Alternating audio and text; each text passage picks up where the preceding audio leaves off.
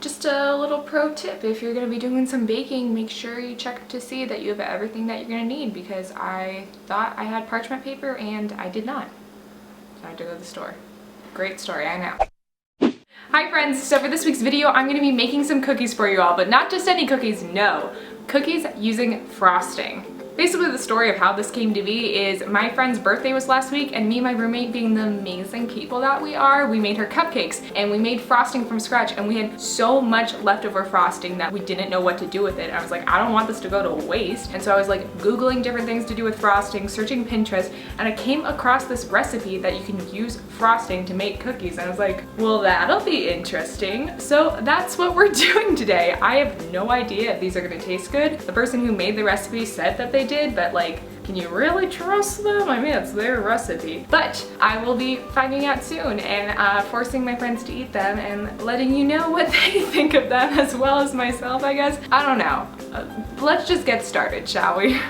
Alright, so for this you're going to need a 1/4 teaspoon of salt, 1 cup of flour, a 1/4 teaspoon of baking soda, 1 large egg, and then 1/2 cup of leftover frosting. Alright, so the first thing you're going to want to do is preheat your oven to 350 degrees, which I've already gone ahead and done, and the next thing you're going to want to do is just mix everything together, so let's go ahead and do that. Alright, so the first thing we're going to want to do is get our 1/4 teaspoon of salt. I love that it has this little shaver thing on it. I know everyone has those on theirs, but I don't know, it makes it nice and smooth. Alright, gonna put that in. I'm assuming this is big enough for everything. I might have to move it to a larger bowl, let's hope not, but we'll see when we're getting there. Alright, and then next I'll just do the salt. I'm just gonna put this over it right here.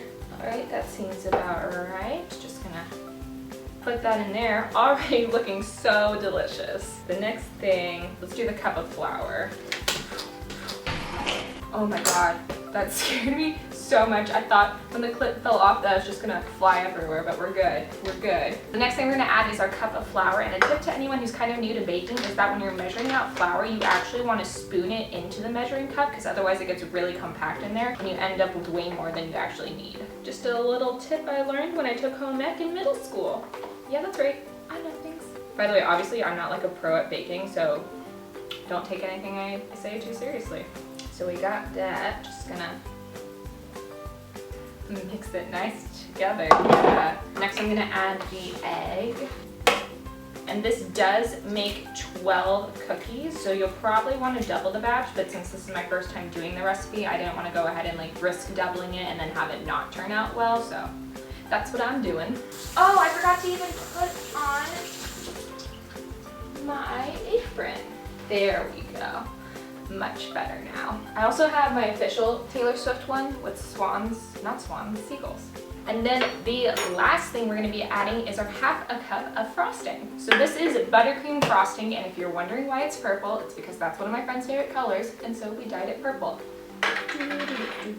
And this frosting was really good. By the way, I just found a recipe on Pinterest that was just super easy. If I can find it, I'll put it in the description down below for anyone who wants to try it. Definitely recommend it, and it makes you feel like, oh, I kind of have my life together. Like, I know how to make frosting. I'll probably eat it all alone by myself watching Netflix, but I can make it, so why not? All right, then we're just gonna scoop it in there. Then I'm using my mixer. It doesn't say if you have to do this with a handheld mixer or if you can just mix it by hand, but since I have this, I figured I might as well use it, you know, make it a little easier on myself, because that's how I live my life.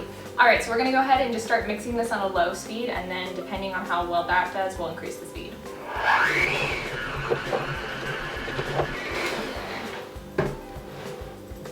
So it's definitely like mixing together, but there's a lot of chunks of the frosting, so I'm gonna go ahead and take a spoon to help, you know, mix it more. Alright, let's switch back to the handheld mixer and see if it'll work better now.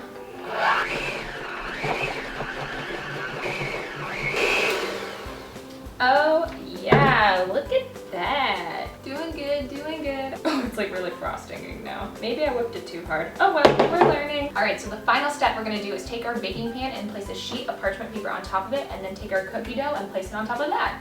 So let's do that. Alright, so we're going to go ahead and take some of our little dough balls that I probably whipped a little too much. Whoops! I'm just going to put them on here. No, you're part of this cookie, not that one. Stay away. Stay in your own lane, okay? Alright, so we've just finished placing our cookies onto the baking pan, and now I'm going to go put them in the oven for 13 minutes.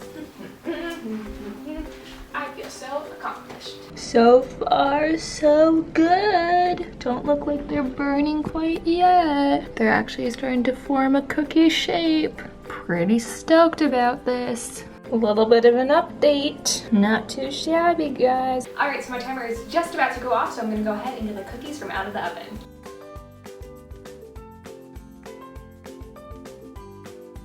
Alright, so this is what they look like straight out of the oven. Not too bad, guys. Not too bad. Alright, so I went ahead and let the cookies cool for about 10 minutes or so. Already something that I would do a little bit differently would be, since these cookies were purple because of the frosting, I would have added a bit more food coloring into the mix because as you can see, they're much more of a muted pastel-y purple color, which isn't a bad thing, just something to improve upon. I don't know. So by first glance, the cookies look really good. The bottom did get a little bit brown, but not burnt, so good things there. So I'm gonna go ahead and take my first bite and let's see how these do.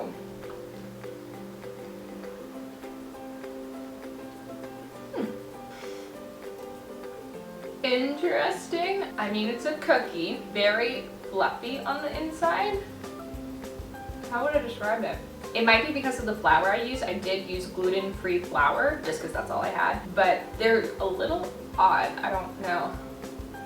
I don't think they stick together that well as a cookie. Like you can see, it's just like, it just falls apart. It crumbles so quickly. It kind of tastes similar to a pancake.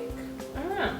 It's not the worst thing I've ever tasted. Like obviously I'm still eating it and I'm not grossed out. So I think there's definitely room to improve upon this recipe. Pancake, right? That's what it tastes like. Overall review, definitely an interesting recipe. Definitely got rid of some of my frosting and put it to use, so that's good, but now I'm stuck with 11 more cookies, so how good was it? If I do this recipe again, I'll definitely experiment with it. They could definitely be a lot sweeter. That's a little concerning because of how much sugar and butter and all that is already in the frosting that I was using, that didn't translate, I guess, to these cookies. But yeah, I guess I'll be experimenting if I want to do this again. I don't know. Maybe we'll play with it round 2. We'll see. Who knows? Whatever. But yeah, if you're someone who enjoys baking and you have leftover frosting, then sure, why not do this recipe? Put to good use, and then yeah, definitely play around with it. Definitely add more sugar. There was not enough in here. And I don't know why, because there was so much sugar in that frosting. So thank you guys so much for watching this week's video. If you liked it, please make sure you give it a big old thumbs up. Leave a comment below letting me know if you're planning on trying out this recipe or if you have any tips on how to improve it. And as always, please make sure you subscribe to my channel. I put out new videos every week. Alright, bye friends!